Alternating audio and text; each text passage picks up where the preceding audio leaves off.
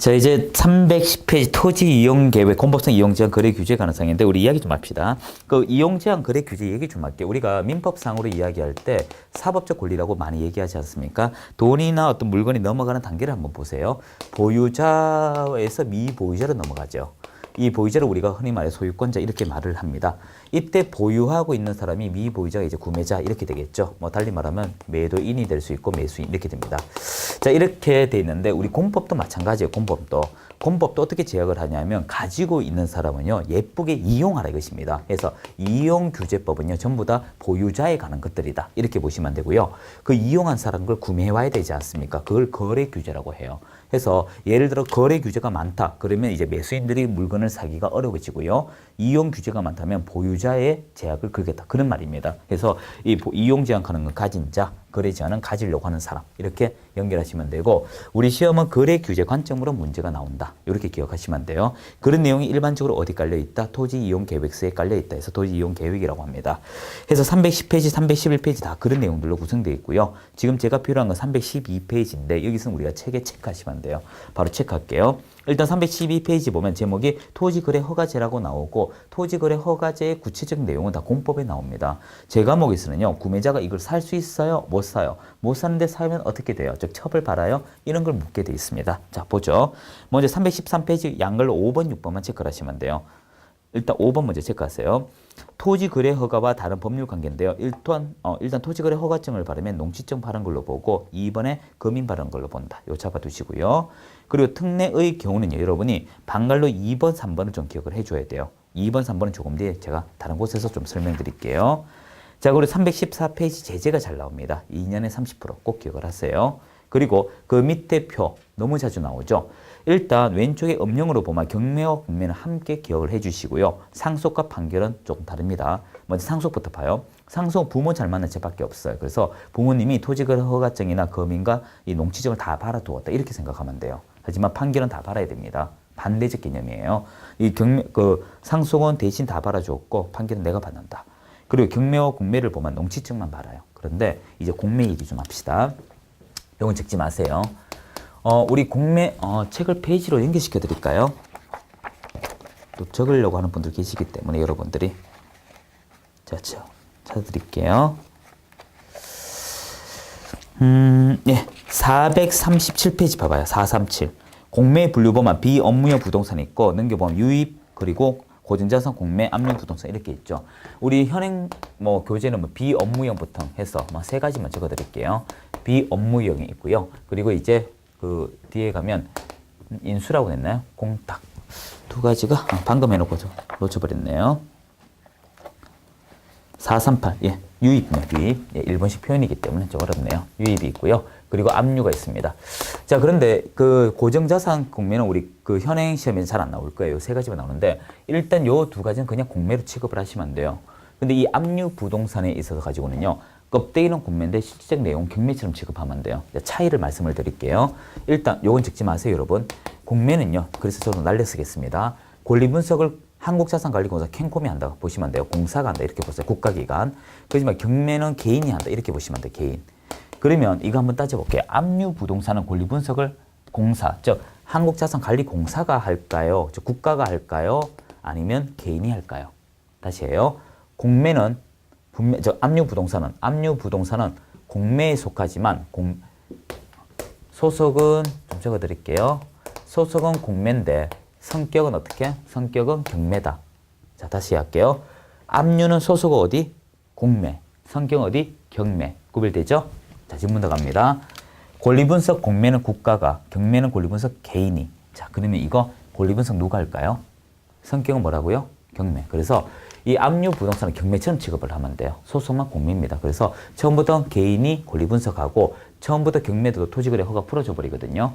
그러면 얘도 처음부터 풀려요. 하지만 공매 중에 압류를 제외한 나머지 두 가지는요. 3회 유찰이 되어야만 그때 가능합니다. 자, 정리된 것 같아요. 자, 됐고요. 자, 314페이지 밑에 유동적 무효는요. 딱 한번 문제 나왔어요. 가볍게 보시고요. 자, 이제 농지증 얘기 좀 합시다. 315, 318까지인가요? 자, 이건 제가 판서하는 게 더 빨라요. 그까지인가요? 자, 이건 제가 해드릴게요. 315. 농지증에 가는 겁니다. 자, 일단 농지증은요, 여러분이 농지 여부를 먼저 확인하셔야 돼요. 농지. 그래서 일단 정답 가수는 있다요. 농지이겠죠. 하지만 농지에서 제외되는 것이 시험에 잘 나옵니다. 제외되는 거. 그래서 제외되는 세 가지가 있습니다. 단연생 작물이 아닐 때,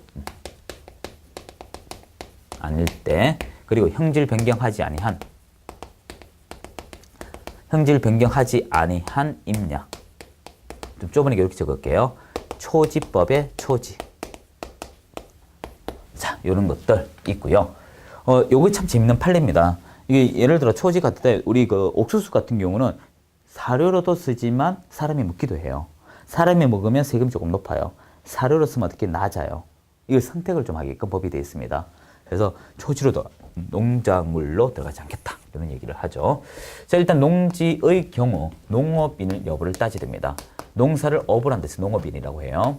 이 농업인 유무가 중요합니다. 농업인이다면 소유 제한이 없습니다. 토지 소유 제한이 없어요. 하지만 농업인이 아니면 소유 제한이 있습니다. 소유 제한이 있어요. 자, 여기서 어떤 게 문제 나왔냐면 농업인이 아니다 하여 소유 제한이 있는 것이 여러분이 주말 체험 영농 나옵니다. 주말 체험. 이 주말 체험인데 이 주말 체험에 대해서 농사를 업으로 짓지 않는 사람을 대상으로 하고 있습니다. 자, 이 얘기 조금 뒤에 들어가 볼게요. 좀 밑에 적어 볼까요? 좀 좁으니까 이렇게 좀 적을게요. 농업인이 아니다. 농업인이 아니면 어떻게? 소유 제한이 있고요. 반대로 적었네요. 농업인이다면 어떻게? 소유 제한이 없다. 요게 원칙입니다. 요게 원칙이에요. 요게 원칙. 자, 이렇게 됩니다. 자, 이제 농사를 업으로 짓는 사람은 농업 경영 계획서가 필요합니다. 농사를, 요 사람 이야기예요. 요 밑에 겁니다. 밑에 거. 농업 경영 계획서. 여러분 적을 땐 판서 반대로 적으세요. 농업 경영 계획서. 농사를 지을 때, 업을 할 때 어떻게 경영을 하여 할 것인지 이거 대출 받을 때 많이 써요. 그래서 농업 경영 계획서를 작성합니다. 씨 뿌리는 것부터 경작하여 판로까지 다 해요. 농지증 받을 때요. 이거 어떻게 만드냐면 보통 유기농이라고 많이 얘기하죠. 자신의 소변을 가지고 짓는다. 그러면 판로가 다 열리게 돼버립니다. 좀 여러 가지 작업을 많이 하죠. 자, 이제 농업 경영 계획서를 만들고 나서 이제 농지증이 나와요. 이 농지증, 말 그대로 농지를 취득하기 위한 증명서입니다. 이게 요식행위입니다. 요식. 이제 농지증은요, 말 그대로 이것은 노란색으로 적을게요. 소유권 이전 용도입니다. 이전 용도지, 이걸 가지고 원매매 계약서는 아니에요. 매매 체결 용도는 아닙니다. 연결시키면 안 돼요. 그래서 이 농지증, 이건 말 그대로 매수인이 소유권 이전을 위해서 쓰는 것이지, 이거 있다 없다, 이거와는 계약한 관계가 없습니다. 그리고 나서 이제 이전 등기되죠. 자, 여기까지 이해했죠? 여기서 이제 대입을 하나씩 할게요. 자, 일단 315페이지 보시게 되면 방갈로 2번 보세요. 농지증은 농지 취득 자격증명, 요거 준말입니다. 농지를 취득하는 자가 소유권 이전 등기 신청할 때 첨부 나오죠? 그리고 세 번째 줄 끝에 매매 계약과 관계없다. 그리고 316 농지 봐요. 농지 제외 요거 봅시다. 요 세 가지인데요. 동그라미 1번에 두 번째 줄 3년 단연생 신물이더라도 3년 미만. 3년 세 글자니까 3년 이렇게 기억하면 돼요. 두 번째의 경우는 첫 번째 끝에 형질 변경하지 아니한 임야라고 나오죠. 요거고요. 세 번째 초지법에 따른 초지 요 얘기 나오죠. 그리고 3번에 농지 소유 제한 나오죠. 소유 상하 또는 소유 제한. 이거는 농사를 업으로 짓지 않는 사람을 이야기하는 것입니다. 이때 우리 면적이 잘 나오는데요. 예외가 2번인데 1만 이내는 우리가 밑줄 아세요. 상속이란 키워드 8년. 그리고 그것 끝에 보면 이농이라고 있을 거예요. 상속 8년 이농이라는 키워드가 나오면 1만 이내. 키워드 이내까지 기억하셔야 돼요. 그리고 두 번째 2번 나오죠. 주말 체험 영농은 1,000제곱미터 미만입니다. 만약에 1,000제곱미터 이상이 돼버리면 농사를 업으로 짓는 사람이 돼요. 이게 차이가 뭐냐 하면 이래 돼요. 농사를 업으로 하는 사람은요. 농업경영계획서 여기 좀 밑에 적을게요. 요거 때문에 그렇습니다. 만약 여러분이 농사를 업으로 짓는 사람 같으면 이것도 필요하고요. 얘도 필요해요. 하지만 농사를 업으로 짓지 않는 사람, 주말 체험 영농이에요. 이 사람은 이건 필요 없고 요것만 필요합니다. 좀 이렇게 적어야겠네요. 농사를 업으로 짓지 않는 사람.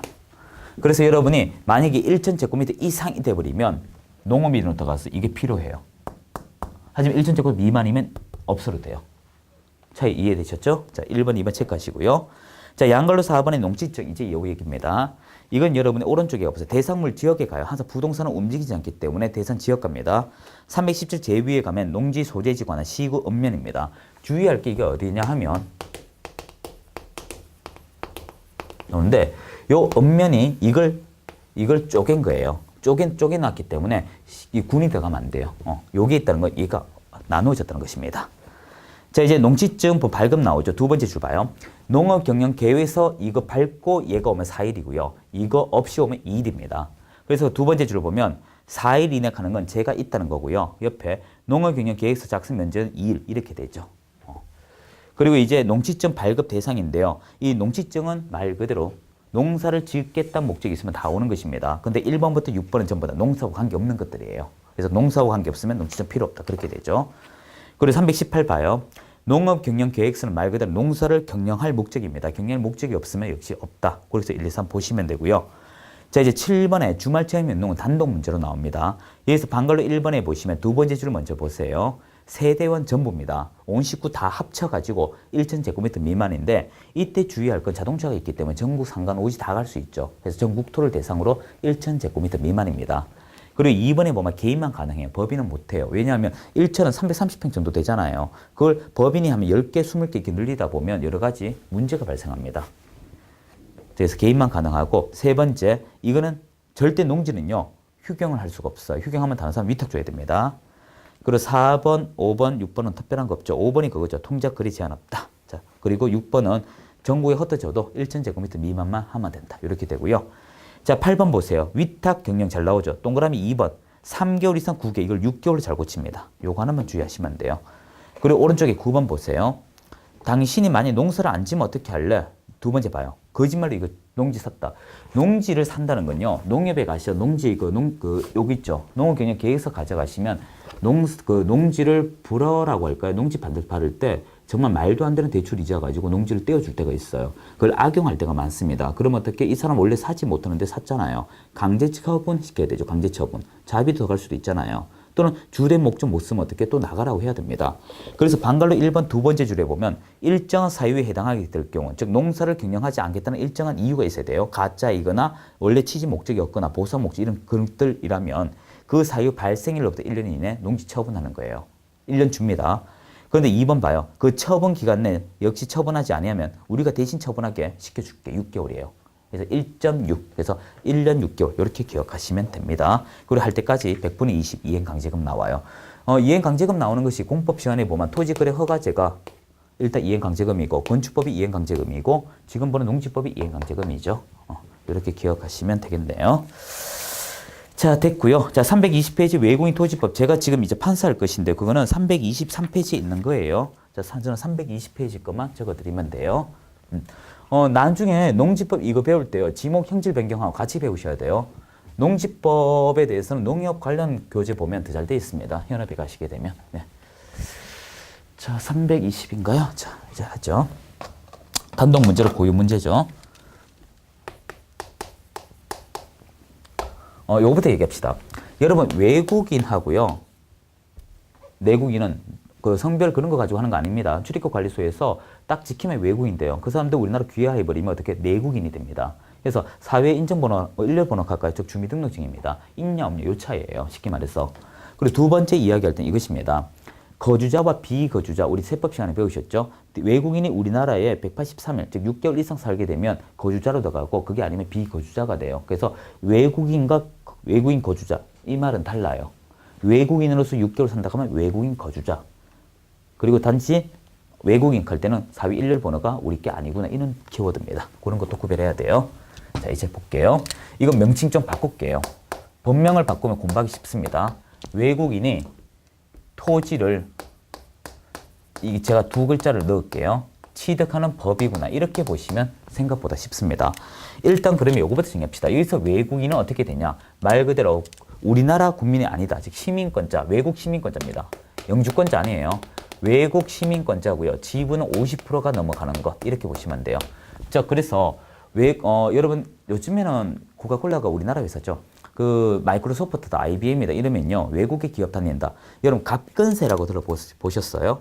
갑종근로소득세, 갑근세, 을근세라고 있습니다. 을근세는 외국계 기업 다니면 나와요. 그래서 그런 회사는 지분 50% 이상이 외국 거예요. 그래서 시민권자와 50% 이렇게 기억하면 돼요. 하지만 영주권자는 아닙니다. 영주권자는 움직이는 사람이고 시민권자는 그 나라 국적으로 움직이는 걸 얘기해요. 자, 그리고 두 번째 주의, 토지죠. 부동산이라고 하시면 안 됩니다. 부동산 아니에요. 여러분이 이 주의할 것이 토지는 부동산 중에 하나의 대상입니다. 그리고 세 번째 취득입니다. 매수만 해당하지 매매라고 하시면 안 돼요. 그래서 이 외국인 토지법이 IMF 때 나왔던 법률인데요. 이 IMF 때 우리가 달러가 많이 부족했잖아요. 그래서 이 외국인이 국내 토지를 쉽게 구매하게끔 여러 가지 세제 혜택 준 법률이다. 이렇게 보시면 돼요. 그래서 이 법의 특징이 뭐냐 하면 상당히 외국인이 구매를 쉽게 할 수 있도록 풀어줬어요. 그래서 이 관할 시장구수구청장이 시장 등이, 즉 시장구수구청장입니다. 시장구수구청장이 인가나 허가라고 하면 되겠죠. 허가나 신고가 받게 되면 해결해주는 법률입니다. 그렇지만 여기서 이 법률은요, 특징이 뭐냐면 상호주의를 취하고 있어요. 이 법률은요, 상호주의를 취하고 있다는 것은 대한민국 사람이 미국에서 땅 사면 미국인도 우리나라 땅 사게끔 서로 협의가 이루어져야 된다. 그런 뜻을 이야기해요. 자, 그러면 이제 이 시장구수구청장이 어떻게 땅을 쉽게 허락하는가, 이제 제도를 볼 것인데요. 제도는 이렇습니다. 사전 허가라는 것이 있고요. 이 외국인이 국내 토지 사기 전에 허가 받아라. 사기 전에. 그리고 사후 신고라고 있습니다. 자, 특징이 먼저 봐요. 사기 전에 허가 받으시오. 사고 나서 신고하시오. 사고 나서 신고한다는 것은 효력을 인정해 주겠다 이거예요. 사기 전에 허가 받아라. 왠지 중요한 것 같아요. 자, 이건 파란색으로 하겠습니다. 요 외국인이 우리나라 토지 사는데 군사와 관련돼 있거나 문화재와 관련돼 있거나 또는 위생, 환경에 가는 것입니다. 그 생태계, 군사, 문화, 생태계에 관련되는 것들이라면 사전 허가를 받아라 이것입니다.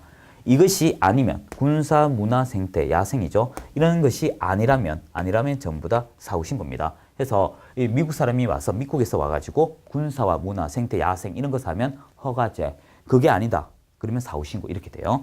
이 파란색을 제일 먼저 따집니다. 그리고 사후신고는 종류가 세 가지로 되어 있어요. 당신이 돈 주고 사느냐. 계약, 이 계약이라고 하는 건 돈 주고 사는 걸 얘기합니다. 쉽게 말해서.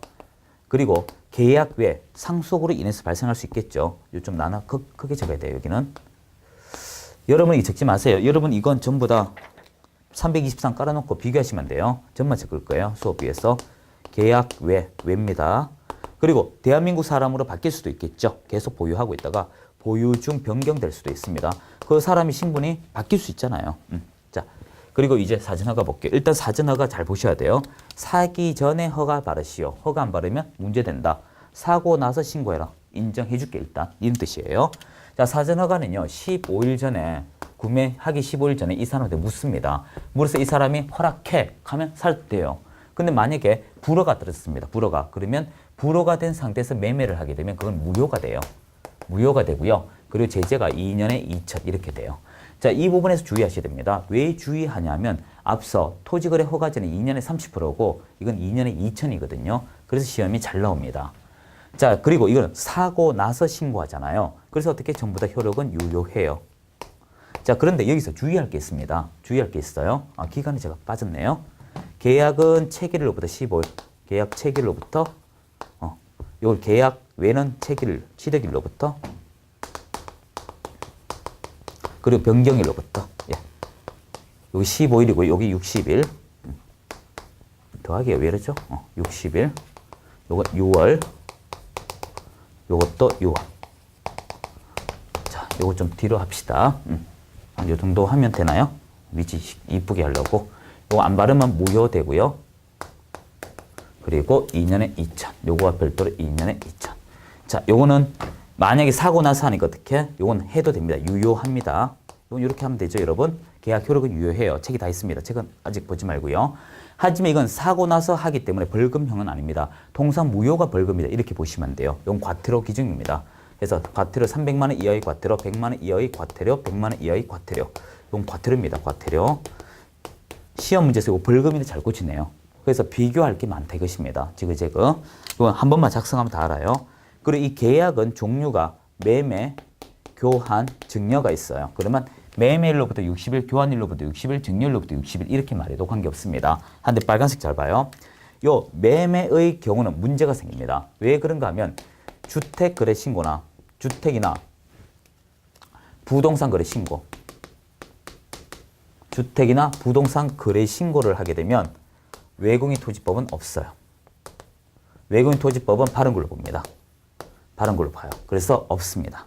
조심하고요. 자, 이제 계약 외에는요. 여러분이 상속, 증여 그대로 가면 돼요. 상속이다 다 가면 되는데 경매만 조심하세요. 경매. 이건 책으로 제가 할게요. 경매는 경매 취득일로부터 유월하면 안 돼요. 경매는 절차적 명칭이지 실제 취득하는 것은 대금 완납이에요. 그래서 경매는 경매만큼은 대금 완납일 또는 잔금일로부터 6월 둘 중에 하나 써야 돼요. 대금 납부일 또는 완납일로부터 6월 또는 그냥 취득일로 6월 이렇게 말이 되지 경매일로부터 6월 이런 말은 없습니다. 안 하면 100만 원 이하의 과태료 이렇게 되죠. 그리고 변경, 외국인이 우리나라 되었을 때 그날로부터 100 이렇게 반대죠. 외국인 바뀌어야 되죠. 그래서 외국인 변경하면 6월 이렇게 되죠. 자, 그럼 요거 책으로 좀 봅시다. 먼저 323을 보시게 되면 제일 먼저 사전허가 봐요. 사전허가에서 양가로 2번 보면 허가돼서 군문생 나오죠. 그 동그라미 하세요. 군사기지의 군, 문화재의 문, 생태경관의 생, 야생의 생, 그리고 그 외에 시군구는 사후신고 됐죠. 전부 다. 양가로 1번 봐요. 허가 없이 취득 시 무효, 무효됐죠. 그리고 15일 이내 인허가 여부 나오죠. 그리고 구비서류는 여러분 가볍게 읽어보시고요. 제재 2년에 2천 해결됐습니다. 자, 사후신고 위에 봐요. 계약, 계약 외, 그리고 변경 있죠. 계속 보유, 계속 보유라고 뭐 똑같이 적어드릴까요? 자, 일단 계약은 체결로부터 60일 똑같죠. 그리고 매매는 매매일로부터 60일, 교환은 교환일로부터 60일, 증여는 증여일로부터 60일.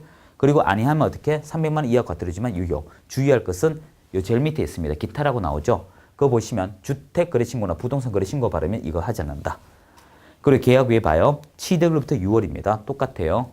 그래서 상속 경매 판결인데 이때 조심할 것이 경매라고 했습니다. 나머지는 상속일로부터 6월, 판결일로부터 6월 이렇게 말해도 되지만 경매만큼은 대금 또는 잔금 지급 이렇게 말해야 돼요.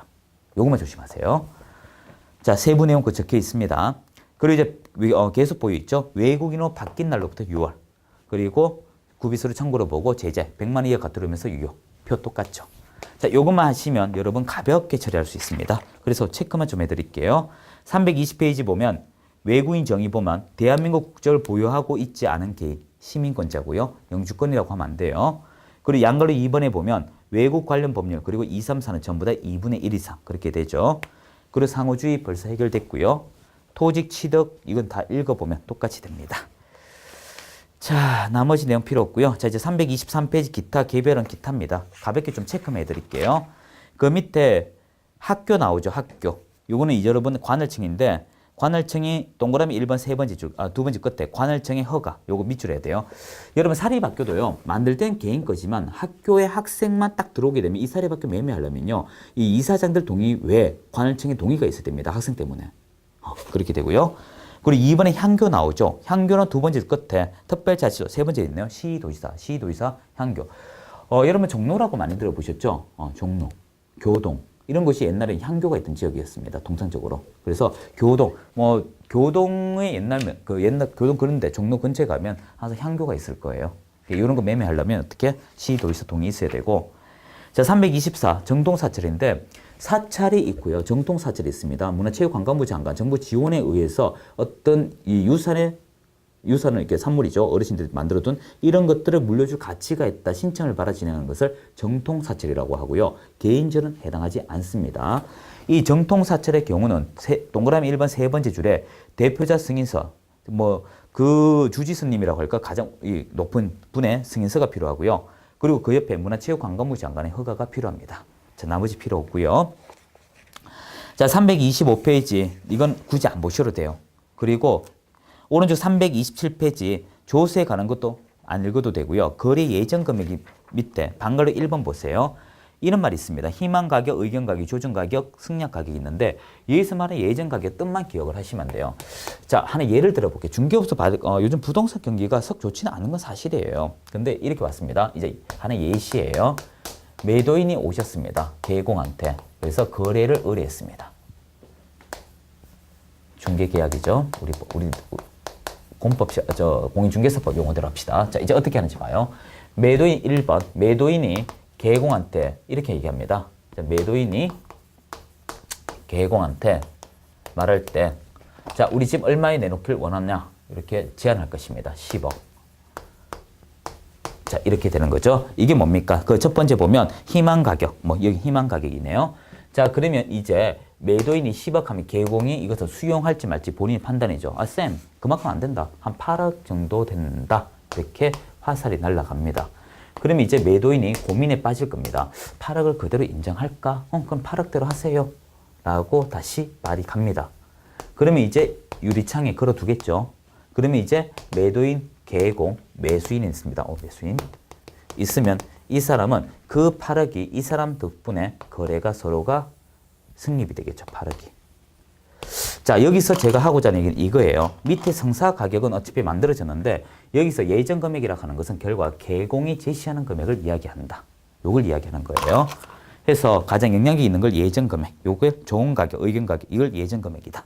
그래서 요걸 의견 가격, 좋은 가격, 예정 금액 여러 가지 말 쓰네요. 그래서 요걸 얘기합니다. 됐고요. 자, 이제 328페이지 중개대선물 확인 설명서 내용 읽지 마시고요. 자, 이제부터 표로 바로 들어가겠습니다. 여러분, 먼저 337페이지를 보고요. 자, 이제 저는 정리하겠습니다. 328은 조금 뒤에 돌아올 거예요. 자, 이거 좀 다 지울게요.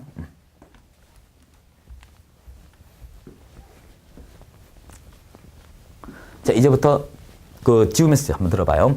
확인 설명서라고 해서 우리가 앞 시간에 배웠는데요. 여러분이 확인 설명 의무할 때도 배웠는데 이 거래가 완성이 되면 세 가지 서식이 나가요. 세 가지 서식. 확인 설명서, 그리고 거래 계약서, 업무 보증서가 나가죠. 확인 설명서는요. 개업 공인중개사가 이 대상물을 어떻게 일했는지 그런 세부적인 내용이 되어 있습니다. 그래서 일단 첫 번째 기억할 건 이것입니다.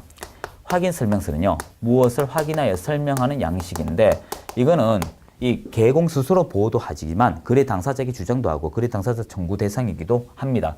이 확인 설명서 유형이 4가지로 되어 있어요. 유형이 4개로 되어 있습니다. 일단 주거, 비주거, 토지, 나머지 입광공 이렇게 되어 있어요. 그래서 여러분이 337을 보면 주거용 건축물이라고 제일 위에 적혀 있죠. 그리고 340페이지 제일 위에 보면 비주거 되어 있습니다. 그리고 343에 보면 제일 위에 토지라고 되어 있죠. 로마 숫자 3. 그리고 346에 보면 입광공에서 종류가 4가지예요. 즉 건물 중에 이렇게 보시면 돼요. 여러분이 개업 공인중개사가 되면 제일 쉽게 처리하는 게 건물입니다. 주택입니다. 주택. 그리고 조금 능력되면 상가 분양에 들어가죠. 이게 비주거 로마 숫자 2에 해당하고요. 그리고 세 번째 조금 되면 토지에 이제 여러분 관심을 가집니다. 그리고 나서 능력되면 임목 강업재단 공장재 들어가죠. 이런 식으로 4가지 유형입니다. 그리고 여기서 또 주의할 게 있어요. 이게 2개 국어로 돼 있어요. 우리 한글로 표기된 것도 있고요. 영어로 표기된 거 이렇게 해서 4개, 4개 총 8개로 구성이 되어 있습니다. 그리고 두 번째 확인 설명서는요. 의무적 작성이에요. 이건 의무적으로 작성을 해줍니다. 그리고 이 의무적 서식은 어디까지나 법에서 정한 내용대로 작성해줘. 그래서 의무적 서식, 법적 서식 그렇게 배웠습니다. 자, 이제부터 그 내용을 바탕으로 여러분이 양식 작성에 배울 것인데요. 어떻게 보는지부터 알아야 되겠죠. 337페이지를 보면 제일 위에 중개대상물 확인 쓰면서 로마 숫자 1. 로마 숫자 1은 주거, 2는 비주거, 3은 토지, 4는 입광공. 굳이 적지 마세요. 자주 보면 돼요. 그리고 여러분이 이제 주택이 단독이냐 공동이냐 매매 교환 임대 그거 체크하시면 되고요. 자, 밑에 당구 표시 있죠. 대관료에는 해당하는 곳에 V 표시하시오라고 되죠.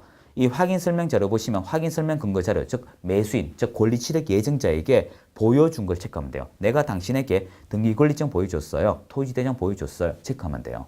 그런데 설명하다가 부족하면 권리 이전자에게 요구할 수 있다 했던 말 기억하세요. 자, 제가 책 페이지 좀 연결할게요. 앞쪽으로 할 것인데요. 제가 찾을게요, 여러분. 확인 설명 보려고 합니다. 148페이지 한번 펴봐요. 148. 폈나요? 자, 148페이지 보면 제일 밑에 중개대상물 상태에 관한 자료 요거 있죠. 양거로 3번 봐요. 개공은 매도의뢰인, 임대의뢰인 등이 중개대상물 상태에 관한 자료 요구에 불응할 경우, 즉 설명하다가 부족하면 집주인에게 물어봐야 되겠죠. 그게 매도인입니다. 불응할 경우 그 사실을 매수의뢰인, 임차의뢰인 등에게 설명하고, 즉 집주인이 말을 안 해주네요라고 집 살려고 하는 사람한테 말해요. 그리고 이 사람조차도 못 들었다 하고 우길 수 있잖아요. 그리고서 어떻게? 세 번째 줄, 마지막 줄 봐요. 중개대상물 확인 설명서에 기재한다라고 돼 있죠. 즉 뭐냐 하면 다시 337 넘어오세요. 그 확인 설명 근거자료는 일단 매수인에게 보여준 것인데 그리고 나서 집주인에게 또 확인해야 될 개별적인 사항들이 있습니다. 그런 것도 어떻게 알려줘야 되는데 이 사람 못 들었다 할 수 있잖아요. 그걸 대비하여 불응했던 여부를 적습니다. 어떻게 적냐면 그 밑에 보면 대상 물건 상태에 관한 자료 요구 사항이 이렇게 적습니다. 실제 이렇게 적어요. 물 잘 나오는지 집주인에게 물어보았는데 말이 없었음이라고 그리 적어요. 일시시가. 그리 적는 날입니다. 자, 이제 유의사항은 뭐 이러한 걸 가지고 확인 설명 의무도 있고 실제 거래 가격, 즉 실거래가, 즉 부동산 거래 신고용으로도 이 참고서를 쓰겠다 그런 말이고요. 자, 큰 로마 숫자 이런 기본적 확인 사항이 됐죠. 개공의 기본 확인 사항이라고 되어 있을 것입니다. 이 기본은요. 이 기본 사항은 개공이 스스로 확인하는 거예요. 개공. 이제 넘겨보면 세부라고 되어 있습니다. 세부적 사항. 그래서 338에 가게 되면 세부적 사항이 있죠. 이거는 개공이 권리 이전자에게 물어보는 거예요. 집주인에게. 그리고 세 번째 게 있습니다. 세 번째 건 돈 받는 거예요. 그 있죠. 중개보수. 보수에 관한 것이 있어요. 해서 시험 문제는 이 두 가지 비교가 잘 나옵니다. 비교. 자, 이제부터 기본적인 사항 볼게요. 기본적인 사항 보시면 동그라미 1번 대상 물건 표시, 2번 권리관계, 3번 토지 이용 계획, 공법상 이용 제한, 4번 입지 조건인데 자, 다시 3번 끝에 뭐라고 돼 있어요? 토지라고 돼 있죠. 이것이 토지라는 키워드가 있는 거에만 동그라미 3번이 있다. 이 말입니다. 그리고 4번 입지 조건, 5번 관리에 관한 사항 넘겨보세요. 6번 비선호 시설. 이 비선호 시설에서 우리가 반경 1km라고 하면 안 돼요. 반경은 동심원이고요. 그냥 직선을 1km입니다. 토지 거래 허가 지역 할 때 거주 지역으로부터 거리 나오죠. 여러분이 주의할 것이 뭐냐면 아무런 의미 없이 나올 때 직선거리 개념이에요. 하지만 반경이 되면 이거 대화 확 달라집니다. 이 방사원 전부 다 어떻게 조사해야 돼요. 직선과 방사원 다른 개념이 돼요. 그리고 예정 금액입니다. 예정 금액, 취득 시 부담할 조세의 종류 및 세율 요 8가지입니다. 그리고 밑에 9번부터 동그라미 12번까지가 확인하는 거예요. 자, 그러면 이제 어딜 보냐 하면 여러분들이 335를 봐요. 335. 그러면 지금까지 했던 이런 것들을 구성하게 되면 335페이지 표가 돼버립니다. 폈나요? 자, 제일 위에 봐요. 주거, 비주거, 토지, 입간공 돼 있죠. 그리고 로마 숫자 1, 개공의 기본은 개공이 확인할 사항이라고 돼 있죠. 큰 밑에 로마 숫자 2, 개공의 세부, 권리 이전자 요청돼 있죠. 시험 문제 요거 두 개 비교를 먼저 나옵니다. 이거부터 외우셔야 돼요. 쌤 이거 어떻게 다 외우나요? 쉽습니다. 쉬워요. 일단 9, 10, 11, 12 이걸 먼저 외우시는데요. 일단 권리 이전자한테 요청할 사항을 보시면 이렇습니다. 요겁니다. 이전자에게 요구할 사항 해서 주거, 비주거, 그 나머지라고 제가 할게요. 똑같으니까 주거 보시면 실제 권리관계 나오죠. 실제. 이걸 다른 말로 미공시라고 저는 보통 외웁니다. 여러분 우리가 그 정원서 전원수 그리고 유치권 점유권 그런 거 적는 거예요. 등기부에 안 나오는 그런 거 적습니다. 그리고 두 번째 내부시설, 외부시설이 있습니다. 내외부시설이라고 하면 되겠죠. 근데 그 뒤에 친절하게 건축물이라고 되어 있습니다. 주거 건축물, 비주거도 건축물이죠. 이건 건축물이 아니에요. 그리고 밑에 벽면 도배 환경 되어 있을 거예요. 벽면 도배 그리고 환경 조건입니다. 환경 조건은 1조 소음 진동으로 되어 있어요. 1조 소음 진동으로 구성이 되어 있습니다. 비선호 빠져 있어요. 비선호는 여기 기본에 있습니다. 자, 이때 여러분이 비주거는요. 실제 똑같이 오고요. 내 외부 시설물 오고요. 벽면까지만 와요. 도배와 환경 조건은 없습니다. 요만큼은 없어요. 요건 없고 없습니다. 그리고 이 비주거는 실제까지밖에 없어요. 실제. 나머지 없어요. 그래서 그거 보시면 표 금방 외웁니다. 쉽다고요.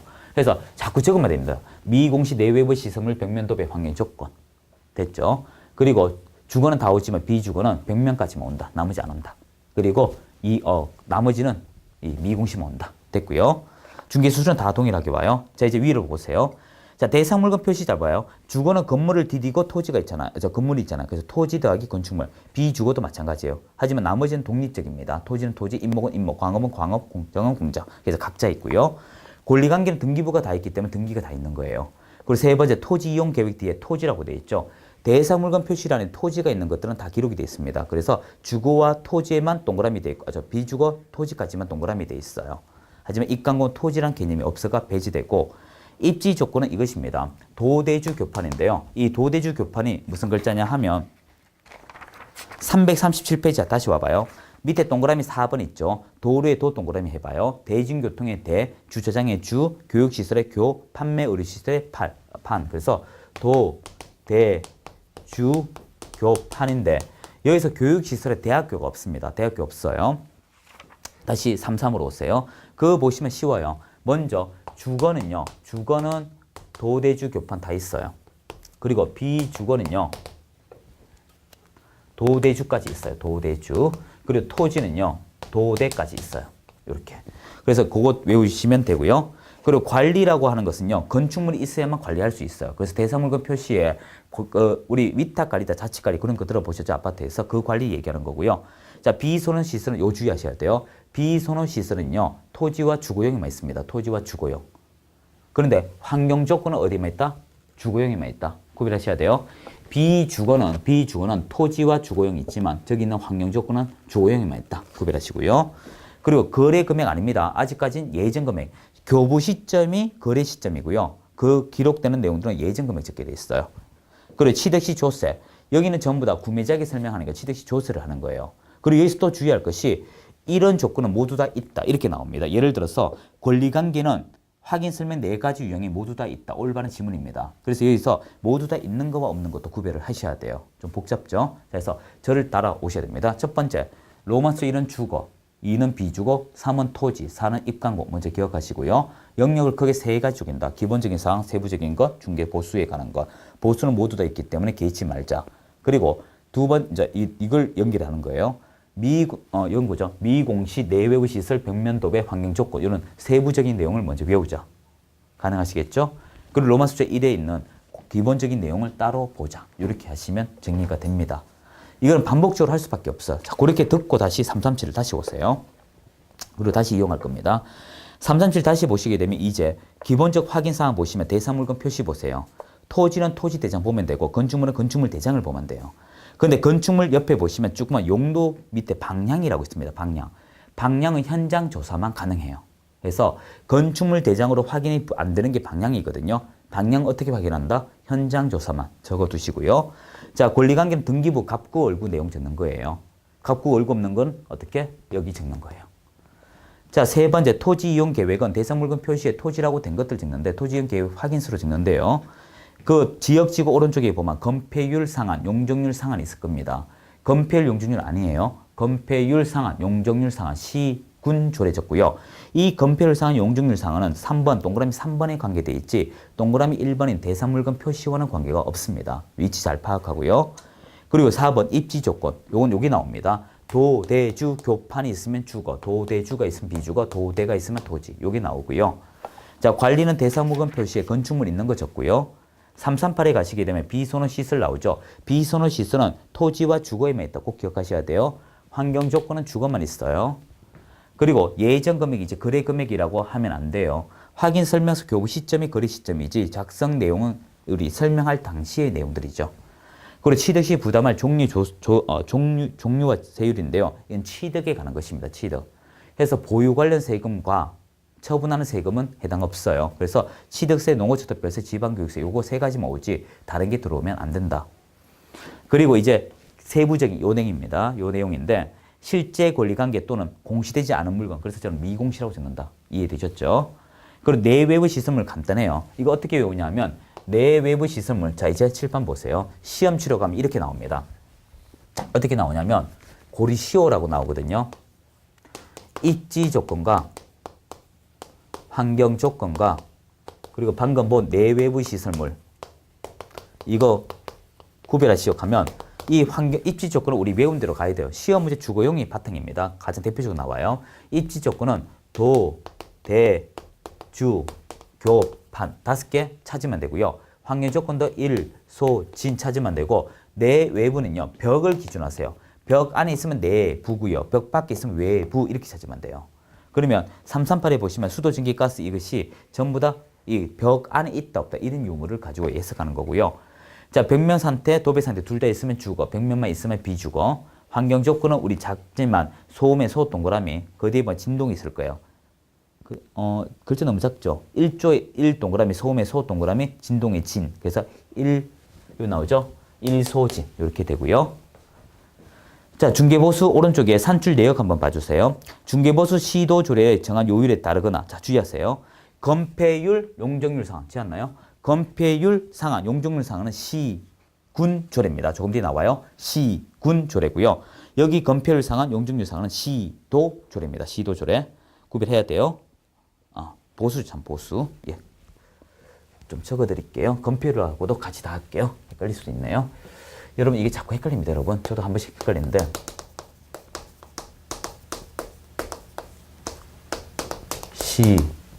시군 조례고요. 그리고 지금 중개보수, 보수 산정할 때 한도액, 이건 시도 조례. 예, 제가 순간 놓칠 뻔했네요. 적는 게 빠를 거겠네요. 이거 적어두시고요. 자, 그리고 밑에 보세요. 매도인, 매수인, 개공 나오죠. 일단 개공이 2명 있다고 해서 둘이 닥쳤습니다. 만약 개공이 3명이면 란 하나 더 만들어가 붙이면 돼요. 종이 붙이면 됩니다. 4명이면 2개 적어서 붙이면 되고요. 자, 여기서 잘 봐야 돼요. 우리가 앞에서 이런 걸 배웠습니다. 서면 및 날인, 서면 또는 날인 배우셨죠? 이것도 찾아드릴까요? 거래 계약서 뒤편에 제가 넣어두었어요. 여러분 어디 보냐 하면 157페이지 보세요. 밑에. 그거 보면 서명 또는 날인은 중개계약하고 부동산 거래 신고 제가 적으라고 했지 싶어요. 하지만 확인설명서와 거래계약서 서명 및 날인입니다. 그런데 다시 338로 오세요. 정말 재밌는 게 있어요. 매도인과 매수인은요. 받았다가 중요하기 때문에 서명 또는 날인은 둘 다 할 필요가 없어요. 둘 중에 하나만 하면 돼요. 그래서 밑에 보시면 서명 및 날인 아니고 어떻게 있습니까? 매도 매수인. 서명 또는 날인이죠. 그래서 정리합시다. 이게 시험 문제 나올 때 조심하셔야 돼요. 확인 설명서 할 때 누가 하는지를 꼭 확인하셔야 됩니다. 거래 당사자가 하면 또는 그리고 개공이 하면 어떻게 및 구별되시겠죠? 그 구별을 꼭 해주시고요. 그리고 이때 개공 보시게 되면 소공도 포함됩니다. 자, 정리합시다. 확인 설명서일 때 거래 당사자가 되면 받는 것이 중요하기 때문에 서명 또는 날인. 그리고 교부하는 사람은 책임에 관한 문제이기 때문에 개공과 소공은 서명 및 날인. 구별됐죠? 자, 그리고 오른쪽에 339 보세요. 작성 방법 있는데 위에 작성 일반은 제가 벌써 말씀드렸고요. 세부 항목 보면 그 내부 주기에 동그라미 1번부터 13번에 관한 내용들입니다. 자, 1번 보시면 확인 설명 자료 항목에 확인 설명 근거 자료 등에는 개공인 확인 설명 과정에 제시한 자료 적으며 그 두 줄이 뭐냐 하면 337 위에 가게 되면 확인 설명 자료 란 위에 보면 확인 설명 근거 자료 등에 제공한 거 체크한다 했던 거 기억하죠? 그걸 얘기합니다. 그리고 두 번째 줄 대상 물건 상태에 관한 자료 요구 사항에는 매도 의뢰인에게 요구한 사항, 그 관련 자료 제출 여부와 동그라미 9번부터 12번, 즉 이거죠. 세부적인 내용.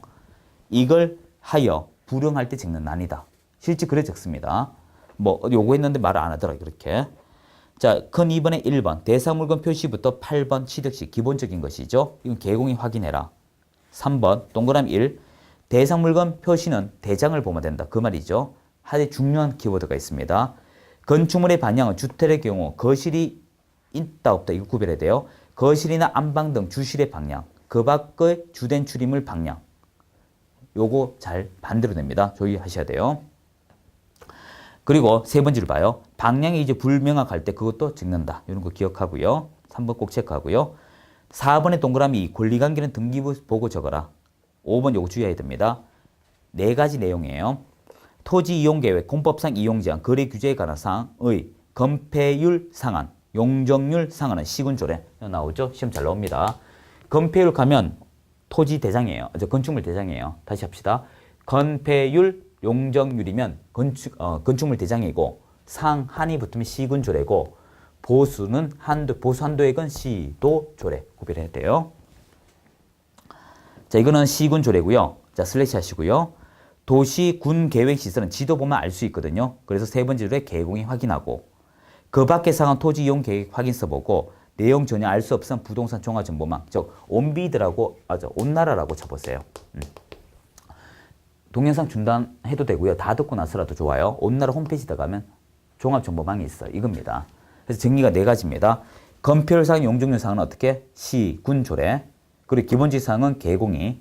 그 내용이 없다면 토지 이용 계획 확인서 봐. 전혀 알 수 없으면 부동산 종합정보망 온나라 들어가. 그 얘기입니다. 자, 그리고 6번 보세요. 거래 예정 금액 등은 거래 예정 금액은 완성되기 전 당연히 완성되기 전의 금액을 예전 금액이죠. 그리고 두 번째 줄 끝에 봐요. 임대차 계약의 경우 개별 공시가 또는 건물 공시가 생략할 수 있다. 이런 말이 나오죠. 조금 뒤에 가면 임대차일 때 생략할 수 있다. 제외한다. 그걸 제가 정리해 드릴 겁니다. 자, 7번에 4번. 취득 시 부담할 조세 종류 및 세율은 역시 완성되기 전 금액이고 취득에 따른 것이니까 임대차에는 큰 의미가 없죠. 이것은 제외합니다. 그리고 8번에 9번. 실제 권리관계 또는 공시되지 않은 물건, 즉 이걸 얘기합니다. 미공시. 이때 이것도 여러 번 적는데요. 자, 네 번째 줄 끝에 보면 공동주택에 대한 임대차 계약 알선도 어떻게 임차인이 설명하여야 한다. 이런 것도 구체적 적어라. 이것입니다. 자, 이제 밑에 9번에 10번. 내외부 시설물부터 벽면 도배, 환경 조건까지 중개대상물 자여 개공이 매도 의뢰인에게 자료 요구하여 확인한 적고 추가된 것이 있습니다. 2년 전에. 내외부 시설물 상태, 그 밖의 시설물의 가정 자동화 시설. 요즘에 이 전산화 설비가 잘 되어 있습니다. 인천의 모 아파트라고 표현할게요. 차가 어떻게 들어가냐면 이렇게 들어갑니다. 그건 주차장이 아니고요. 있긴 있습니다. 주차장이 있는데 집 안에 있어요. 아파트가 있으면 그 옆에가 주차장인데 타워 주차장인데요. 일로 들어가면 여기 있으면 여기서 게이트 일로 집에 들어가요.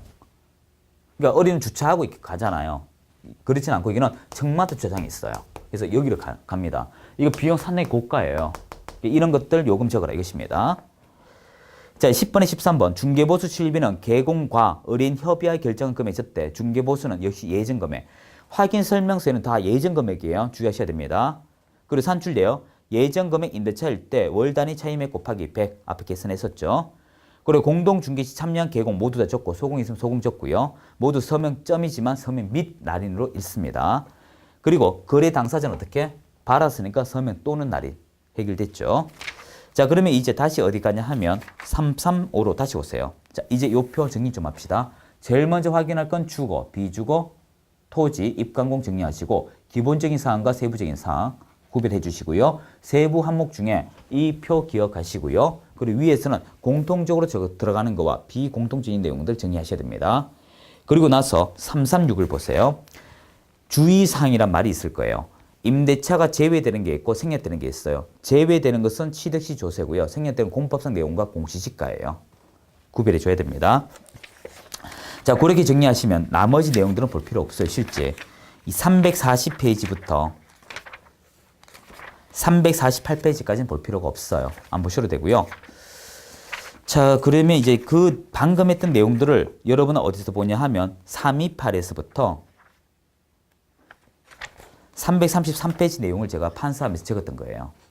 지금 했던 것을 정독하고 싶다면 328에서 333을 보면 다 적혀져 있습니다. 요거 확인하시면 되고요. 자, 부동산 판매 활동 요거는 다음 시간에 제가 뭐 하고 거래 계약서 들어가면 될 것 같아요. 자, 이제 인사드리도록 하죠. 수고하셨습니다.